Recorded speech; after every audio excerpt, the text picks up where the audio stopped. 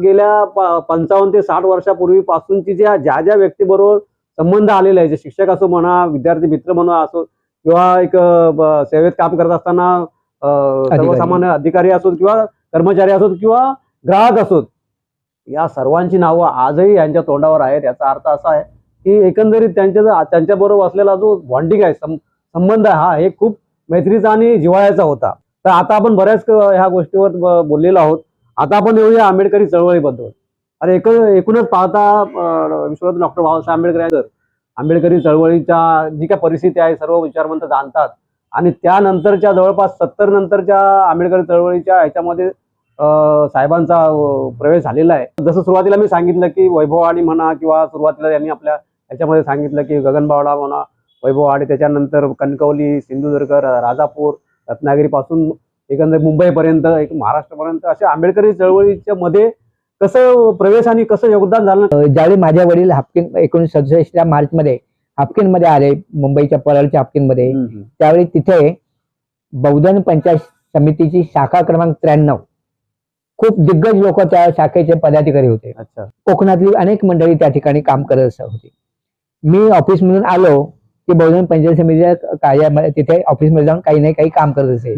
17 April 1967 ला त्या शाखेची पहिली मीटिंग झाली आणि त्या मीटिंगला माझे वडील घेऊन गेले. माझा एक छोटासा हार देऊन त्या शाखेच्या पदाधिकाऱ्यांनी सत्कार केला आणि माझ्या वडिलांनी जाहीर केले की हा मुलगा आजपासून या शाखेमध्ये समाजामध्ये काम करेल. अरे वा. आणि ती माझी सुरुवात. बहुजन पंचायत समिती केंद्रीय कार्यालय जे परळ बोराडेमध्ये आहे, तिथे शिक्षण समिती असेल किंवा अन्य काही काम असेल तर ते काम रमाकांत यादवांच्या मार्गदर्शनाखाली करायचं. 1968 मध्ये हापकिन मधल्या सर्व रहिवाशांना एकत्र घेऊन बौद्धजन तरुण उत्साही मंडळाची स्थापना केली. त्याचा मी सरचिटणीस होतो आणि गेली 50-60 वर्ष अधिक काळ त्या संस्थेमार्फत डॉक्टर बाबासाहेब आंबेडकर, भगवान बुद्ध, महात्मा फुले अशा अनेक थोर महान नेत्यांच्या जयंत्या किंवा इतर कार्यक्रम केले जातात. पुढे 75 मध्ये वडिलांनी रिटायरमेंट घेतली. त्यानंतर आई 1973 मध्ये दिवंगत झाली होती. वडील 77 मध्ये गेले. त्यानंतर पुन्हा 76 मध्ये असं झालं की कुटुंबातली 2-3 माणसं अगदी 15-20 दिवसाच्या अंतराने गेली. त्यामुळे तो एक मोठा जबरदस्त धक्का होता. पण आम्ही कौटुंबिक स्तरावरती मी माझ्या पत्नीने आमचा हा डोलारा सांभाळला आणि ते करत असताना सामाजिक किंवा धार्मिक चळवळीकडे देखील वाटचाल मी करत होतो. माझा गाव, माझा तालुका, गावाची पुनर्रचना केली, महिला मंडळाची स्थापना केली. वैभववाडी तालुका जो झाला त्याच्यामध्ये बौद्धांच्या 3 संघटना होत्या. अच्छा. त्यावेळेच्या शिक्षित लोकांना एकत्र घेऊन एक वैभववाडी तालुका मध्यवर्ती बहुजन समिती नावाची संस्था स्थापन केली. त्याच्यामुळे सगळ्या सुशिक्षित लोकांना वैभववाडीतल्या वेगळ्या गावातल्या लोकांना एकत्र केलं आणि ती संस्था स्थापन केल्यानंतर वैभववाडीमध्ये शासनाची जागा आम्ही मिळवली आणि तिथे आज खूप मोठा एक धम्मवास्तू उभी राहिलेली आहे. डॉक्टर बाबासाहेब आंबेडकर स्मारक आणि सांस्कृतिक भवन या नावे पंचशील वाटिका म्हणून उभी राहिलेली आहे. 1980 मध्ये सिंधुदुर्ग जिल्ह्यात म्हणजे दक्षिण रत्नागिरीचं विभाजन होण्याचा जो प्रश्न ज्यावेळी शासनाने जाहीर केला, मी ज्या काही शासनाकडे निवेदन दिली किंवा माहिती सोपवली त्याच्या आधारित वैभववाडी तालुका झाला.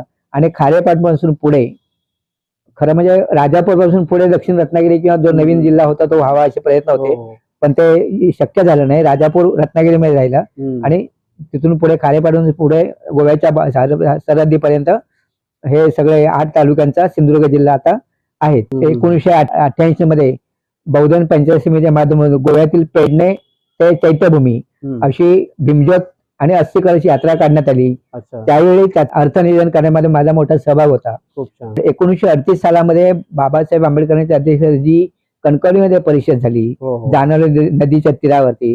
त्या परिषदेचा सुवर्ण महोत्सव 1988 मध्ये प्राध्यापक ND वांगणकर अध्यक्ष म्हणून आणि प्राध्यापक रमाकांत यादव हे सरचिटणीस म्हणून, त्याचबरोबर त्यावेळी डॉक्टर भालचंद्र मुणगेकर अगदी नवतरुण होते, डॉक्टर वनकर होते, अनिल तांबे होते, त्यानंतर प्रिन्सिपल BS सोलकर होते, BS तामाणेकर होते, VS तिवरेकर होते, ऍडव्होकेट बाळ सावडेकर होते, ऍडव्होकेट शंकरराव कदम होते, विश्राम नारेंकर होते, सीताराम सोनेरोगे, राजाराम किर्लोस्कर होते, लक्ष्मण किर्लोस्कर होते, अनंत किर्लोस्कर, राम माहिनकर होते. ही सगळी कोकणातली दिग्गज मंडळी 1988 ला एकत्र आली वासुदेव पवारांसकट आणि तो सुवर्ण महोत्सव कार्यक्रम केला. त्यावेळी मला प्रत्यक्ष त्याच्यामध्ये सहभाग घेता आला नाही. 2013 सालामध्ये ज्या वेळेस या परिषदेचा अमृत महोत्सव साजरा केला गेला त्यावेळी नव्या दमाचे लोक, फक्त रमाकांत यादव हे जुन्या त्या पिढीतले होते, तसंच गावच्या ठिकाणी उत्तम पवार जे विद्रोही कवी आणि आंबेडकरी चळवळी कोकणात एक प्रमुख नेतृत्व होतं, ते कार्य म्हणून काम करत होते तिथे. मग कुसूरचं 2002 एप्रिल 2002 मध्ये डॉक्टर भालचंद्र मुणगेकर मुंबई विद्यापीठाचे कुलगुरू यांच्या हस्ते त्या स्मारकाचं उद्घाटन करण्यात आलं. त्यानंतर 2015 मध्ये वैभववाडीच्या स्मारकाचं लोकार्पण सोहळा करण्यात आला. ज्या ज्या ठिकाणी आपल्या धम्मवास्तू आहेत, ती कणकवलीत असू दे, अवळेत असू दे, नादवळेत असू दे, नापण्यात असू दे, कुसूरमध्ये असू दे, चितवलीमध्ये असू दे, ज्या ज्या ठिकाणी झाली तिथे काही नाही काही खारीचा वाटा हा मी उचललेला आहे. आंबेडकर घराण्याशी यादव साहेबांचं जे संबंध होते त्याच्यातून आजही आनंदराज आंबेडकर असतील, भीमराव आंबेडकर असतील यांच्या बरोबर व्यक्तिगत पातळीवरचे संबंध आम्ही प्रस्थापित करू शकलो आणि आज तागायत ते आहेत. अशा पार्श्वभूमीवरती कालांतराने मी राजापूर तालुक्यामध्ये रेल्वे स्टेशनवर स्थायिक झालो. तिथल्या लोकांशी एकरूप, गावच्या लोकांशी, आणि मग आता मला राजापूर तालुक्यातले म्हणा किंवा रत्नागिरी जिल्ह्यातले म्हणा अनेक लोकांचा परिचय झालेला आहे. जिथे काही कार्यक्रम असतील तिथे त्या ठिकाणी मला ते बोलवतात, मी त्यांच्यामध्ये सहभागी होतो. वैभववाडी तालुक्याचं आंबेडकर स्मारक असू देत, राजापूरच्या आंबेडकर भवन असू देत, कणकवलीचं स्मारक असू देत किंवा बौद्धन पंचायत समितीचं आता मध्यवर्ती केंद्रीय कार्यालय आहे त्याच्या निर्माणामध्ये देखील मी एक बाबासाहेबांचा निष्ठावंत अनुयायी म्हणून तिथे उभा राहिलो आणि हे माझ्या आयुष्यात घडून आलेलं खूप मोठं कार्य आहे. तळागाळातून आलेला का आंबेडकरी कार्यकर्ता कसा असतो, कशा तऱ्हेने आपलं तो समाजाचं कार्य करू शकतो याचं सुद्धा उदाहरण साहेबांच्या व्यक्तिमत्वातून दिसतं. तर आज आपण पाहता की सध्याची धार्मिक आणि राजकीय परिस्थिती जी आपल्या समाजाची आंबेडकरी चळवळीची जी आहे ते आपण पाहतो. सगळं सर्वीकडे आज डिजिटल मीडिया आहे, वेगवेगळ्या माध्यमातून प्रत्येकजण जे जे या समाजाशी संलग्न आहेत त्या काम करत असतात. तर या आंबेडकरी धार्मिक चळवळ आणि राजकीय चळवळ याच्याबद्दल आपल्याला काय सांगता येईल? 1956 मध्ये नागपूरला बौद्ध धर्माची दीक्षा सर्व अस्पृश्य लोकांनी घेतली. त्या धम्मदीक्षेचे वारे कोकणामध्ये जाईपर्यंत किंवा कोकणाच्या लोकांपर्यंत येईपर्यंत 1959-60 साल उजाडलं. अगदी पहिली कोकणामध्ये पहिली बौद्ध धर्म दीक्षा राजापूर तालुक्यामध्ये 1958 साली झाली. 1959 साली देवगड हा जो मालवण पट्टा होता, देवगड, गगन बावडा महाल या याच्यामध्ये झाली. मग कुडाळ, मालवण, वेंगुर्ला वगैरे याच्यामध्ये 1962-60 मध्ये झाली. आपल्याला या माध्यमातून हा प्रश्न करायचा आहे की आजची जी धार्मिक आणि सामाजिक परिस्थिती आहे याच्याबद्दल काय करता येईल, काय करावं लागेल याच्याबद्दल आपल्याला काय वाटतं? नाही, या धार्मिक वाटचालीवर बोलायचं, मी स्वतः असा एक असमाधानी आहे की 1960-56 त्याच काळानंतर जरी धर्मदीक्षा झाली तरी खऱ्या अर्थाने आम्ही बौद्ध झालो आहोत का, हा माझ्यासमोर मला भेडसावणारा प्रश्न आहे. त्याचं कारण असं की आमच्या वडिलांनी किंवा त्यांच्या आधीच्या पिढीने प्रत्यक्ष बौद्ध धर्माची दीक्षा रेसकोर्स मैदानावर घेतली असेल किंवा कामगार मैदानावर, नद्यापारच्या मैदानावर घेतली असेल, पण आमची जी पुढची पिढी निर्माण झाली, आम्ही बौद्ध धर्माचं पालन ज्यावेळी करतो, गाथा गातो, अगदी लहान मुलापासून म्हाताऱ्या कोताऱ्या पण येतात, ते ऐकू वय आहे, पण या गाथेचे अर्थ आम्ही समजून घेत नाहीत. आम्ही आमची मुलं लहानाची मोठी झाल्यानंतर कौटुंबिक स्तरावर का होईना किंवा गाव पातळीवर का होईना आमच्या मुलांना बौद्ध विहारामध्ये नेऊन किंवा घरगुती कार्यक्रम करून बौद्ध धर्माची दीक्षा दिली पाहिजे की 22 प्रतिज्ञा काय आहेत, पंचशील काय आहे आणि त्याच्याशी आम्ही किती प्रामाणिक आहोत हे कोणीही लक्षात घेत नाही.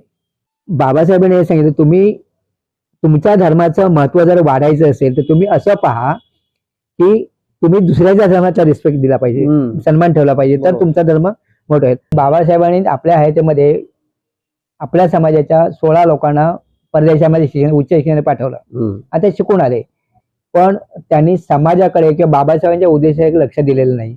व्यक्तिगत पातळीवर त्यांनी प्रगती केली आणि त्यावेळेस बाबासाहेब अनेक व्याधीने जर्जर होते, उद्धत झुकलेले होते. संविधानाचं मोठं काम ते करत असताना पीपल ह्युमन संस्थेचा कारभार पाहणं आवश्यक होतं. आणि तलवटकर साहेबांना त्यांनी घेतलं होतं त्या संस्थेमध्ये घ्यायचा विचार होता. त्यावेळी त्यांनी लिहिलं की it is sorrowful that no youth is coming forward to do the social work. सामाजिक कामकाज करण्यासाठी आज कोणी तरुण वर्ग पुढे येताना मला दिसत, हे माझं दुःख, असं डॉक्टर बाबासाहेब आंबेडकरांनी घनश्याम तलवटकर यांना लिहिलेल्या पत्रामध्ये उल्लेख केला होता. बरोबर. आज ती सिच्युएशन आहे. एकदम स्पष्टपणे आणि रोखठोकपणे तुम्ही ह्या विषयावरती आपलं मत मांडलेलं आहे. आता याचबरोबर ज्याप्रमाणे आपण धार्मिक चळवळ बघितली, त्याप्रमाणे राजकीय सुद्धा बाबासाहेबांनी ह्या सगळी अंग आपल्याला दिलेली आहेत. ह्या राजकीय बाबतीत तुम्हाला काय म्हणावं? बाबासाहेबांनी सुरुवातीला जो पक्ष काढला लेबर पार्टी, त्यानंतर शेड्यूल कास्ट फेडरेशन, ही 2 राजकीय पक्षांची स्थापना केलेली होती. बाबासाहेबांना संसदेत किंवा विधानसभेमध्ये जायचं असेल तर त्यांना पश्चिम बंगालची वाट जावी लागली आणि तिथपर्यंत पोहोचले. आता हे उदाहरण असताना देखील आज राजकीय स्थिती इतकी वाईट आहे. डॉक्टर बाबासाहेब आंबेडकरांच्या पश्चात प्रत्येक जणाला असं वाटत होतं की मी या समाजाचा आता नेता आहे, पण प्रत्यक्षात त्याला ते नेतृत्व यशस्वी करता आलं नाही. मग ते काही लोक मग वेगळ्या पक्षात गेले. फक्त पक्षात न गेलेला एकच माणूस बॅरिस्टर BC कांबळे, की ज्यांनी शेवटपर्यंत रिपब्लिकन पक्षाचा एक गट शाबूत ठेवला आणि त्यांच्या माध्यमातून चिपळूण सारख्या ठिकाणी बुद्ध शासन सभा ही संस्था देखील असली होती. आंदोलन करण्याची क्षमता आहे, पण एकत्र येण्याची क्षमता आणि विचार आपल्या मनामध्ये नसल्यामुळे राजकीय भवितव्य जेवढे व्यक्ती तेवढे पक्ष. बाबासाहेब आंबेडकरांच्या माध्यमातून ज्या पक्षाची स्थापना झाली, त्या पक्षाने राजकीय प्रवास कसा करायला पाहिजे यावर साहेबांनी खूप चांगल्या पद्धतीने आणि मार्मिक सांगितलेलं आहे. आजच्या या पूर्ण मुलाखतीमध्ये आपण बऱ्याचशा विषयावरती चर्चा केलेली आहे. या व्यतिरिक्त या व्यक्तिमत्वामध्ये असा काय गुण आहे की असा काय छंद की आवड या व्यक्तिमत्वाने जोपासले असं आम्हाला विचारायचं. माझ्या भावाने मला एक 100 रुपयाचा कॅमेरा दिला होता आणि तो कॅमेरा मी इथपासून गावापर्यंत, विजयनगरपासून विशाखापट्टनम पर्यंत तो मी फिरवत होतो. अच्छा. आणि खिशात राहणारा पोर्टेबल होता. माझ्या काही फोटो ना बँकेच्या ह्याच्यामध्ये सोवेनियर मध्ये, अंकांमध्ये, गृहपत्रिकेमध्ये स्थान मिळालं. कॅरम सारख्या खेळामध्ये मला आवड आहे. क्रिकेट मी खेळत नाही, पण मी पाहतो. मी 8 पेपर वाचायचो रोज. वाचन माझं दांडगं होतं. टाइम्स ऑफ इंडिया वाचल्यामुळे माझं इंग्लिश खूप सुधारलं. साहित्य लेखनाबद्दल काय? साहित्य लेखनाचं असं आहे की माझं स्वतःचं लेखन तर भरपूर आहे की आज मी प्रकाशनाला बाहेर पडलो तर 1-2 पुस्तकं छापून तयार होतील. रमाकांत यादवांचं 75 निमित्ताने आम्ही आंबेडकरी विचार प्रणाली आणि परिवर्तन हा एक ग्रंथ काढला. डॉक्टर वसंत वनकर, मी आणि उत्तम पवार या तिघांनी त्याच्यामध्ये काम केलं. रमाकांत यादवांचे लेख जे काही माझ्याकडे होते ते मी काढले बाहेर. त्यांच्याकडे अधिक काही लेख हे केले आणि एक 15-16 लेखांचं त्यांचं स्वतंत्र पुस्तक परिवर्तन या पाऊलखुणा. 1946 मध्ये कराची मधून डॉक्टर आंबेडकर नावाचं चरित्र तानाजी बाळाजी खरावतेकर या ग्रहसैनिक, ते आपल्या समाजाचे म्हणजे रत्नागिरी जिल्ह्यात पहिले पदवीधर, इतिहास विषय घेऊन ते पदवीधर झाले होते. तिथेच ते शिकले आणि त्यांनी LLB ला पण अभ्यास ऍडमिशन घेतलं होतं. त्यांचं एक पुस्तक आम्हाला विष्णू खरावतेकर नावाचे जे ग्रहस्थ त्यांचे गाववाले त्यांच्याकडे मिळालं. त्या पुस्तकाचे पुनर्मुद्रण आम्ही पुण्यातून केलं. यादव होते, मी होतो, मिलिंद तांबे होते, अनिल तांबे होते, वणकर होते आणि श्रीकांत तळवटकर, ह्या लोकांनी मिळून ते 10 जून 2010 त्याचं प्रकाशन केलं. हे झाल्यानंतर काही स्मरणिका छापणं, छोटी छोटी पुस्तकं तयार करणं हे मी करत आलो. कणकवलीचे एक आमदार होते, गरिबांचे डॉक्टर म्हणून त्यांचं ओळखलं कोकणामध्ये, यशवंत बाबाजी दळवी, यबा दळवी, आणि त्यांचं 95 वर्ष व्हायला म्हणून त्यांच्या गावच्या लोकांनी गौरवग्रंथ काढला. त्या गौरवग्रंथाचा याच्यामध्ये देखील डॉक्टर प्रकाश परब, वसंत वनकर आणि मी आम्ही ते पुस्तक देखील इथे प्रकाशित केलं. त्याचं 2017 मध्ये अंगणवाडीच्या जत्रेत उद्धव ठाकरे यांनी प्रकाशन केलं. संघर्ष परिवर्तनाचं हे पुस्तक BH जाधवांचं आणि अनिल तांबेंचं गौरव ग्रंथ हे कोरोना काळामध्ये प्रेसमध्ये बसून मी केलं. काही वर्तमानपत्रामध्ये मी लेखन केलं. त्याच काळामध्ये पंचायतीच्या माध्यमातून काम करताना कामातून सुटलो, घरी आलो की 12:30 एक लग्न कर, दुसरा वार्ता कर, तिसरं ढाक, असे रात्री 12-1 वाजता मी घरी ते कामं करत करत करत इतका समाजासाठी वेळ दिलेला आहे. गणना करणं मला योग्य वाटत नाही, कारण ते एक माझं प्राक्तन होतं की वडिलांचा जी इच्छा होती की माझा मुलगा मी समाजासाठी देऊ इच्छितो, त्याच्यातून ते सगळं घडून आलेलं असावं असं माझी धारणा आहे. माझाच गौरव ग्रंथ होतोय माझ्या 75 निमित्ताने. त्याचं नाव अजून निश्चित केलेलं नाही, पण दुसऱ्या व्यक्तिचित्रणात्मक गौरव ग्रंथ आहे, त्याचं अवघे पाऊणशे वैमान या नावाचा गौरव ग्रंथ, व्यक्तिचित्रणात्मक गौरव ग्रंथ, याचंही काम, हे दोन्हीचं काम आता चालू आहे. तर ते एक त्याचं ग्रंथालय प्रकाशन करते आणि एक माझ्या स्पंदन प्रकाशन, ही डोंबिवलीची आमची माझ्या घरची संस्था, तिच्या माध्यमातून ते करतो. आणि त्या दोन्हीचं प्रकाशन डॉक्टर मुणगेकर आणि आनंदराज आंबेडकर, अर्जुन डांगळे यांच्या उपस्थितीमध्ये होणार आहे. आणि महाराष्ट्रातल्या ख्यातनाम लेखकांचे त्या ह्याच्यामध्ये आहे. माझे नातेवाईक, आपले इष्टमित्र मंडळी जे कोणी असतील मला ओळखणारे, त्यांच्या लेखणीतून उतरलेलं ते 2 पुस्तकं 2 भागामध्ये करतोय. संपूर्ण जीवन प्रवासातले सगळे खास खळगे, या सगळ्या प्रवासाचा लेखाजोखा या ठिकाणी मुलाखतीमध्ये झालेला आहे. तर आपण या मुलाखतीच्या शेवटकडे येत असताना आपण अमृत महोत्सवी जन्मोत्सव म्हणजे 75 वर्ष पूर्ण झालेली आहेत आणि त्यानंतर त्यानिमित्ताचा हा कार्यक्रम एका संस्थेच्या माध्यमातून आंबेडकरी चळवळीचे कार्यकर्ते, सामाजिक संघटना, मुंबईतल्या काही संघटना, ग्रामीण ठिकाणच्या काही संघटना, या सगळ्यांच्या सहभागाने हा कार्यक्रम मोठ्या पद्धतीने साजरा होणार आहे. तर ह्या कार्यक्रमाच्या बद्दल आज तुम्हाला स्वतःला काय वाटतं?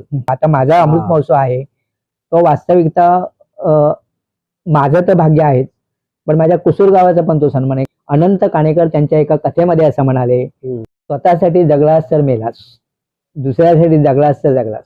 हे वाक्य आणि त्या 2 मेणबत्त्या ही कथा माझ्या एवढं मेंदूमध्ये शिरलेली आहे की त्याचा विसर मला अखेरपर्यंत पडणार नाही. आणि म्हणून मी स्वतःसाठी कमी जगतो, दुसऱ्यांसाठी कसं जगता येईल मला पाहणं, त्यांचे जर जगणं ते माझं टॉनिक आहे. मी आयुष्यामध्ये व्यायाम नाही केला. व्यायाम काय, चालणं, डॉक्टरांना भेटणं म्हणजे अर्धा आजार कमी होणं, हे माझं औषध आहे. तर अशा पद्धतीने आपल्या शारीरिक याची जतन करून ठेवणं, सांभाळ करणं हे आयुष्यातलं खूप मोठं काम आहे.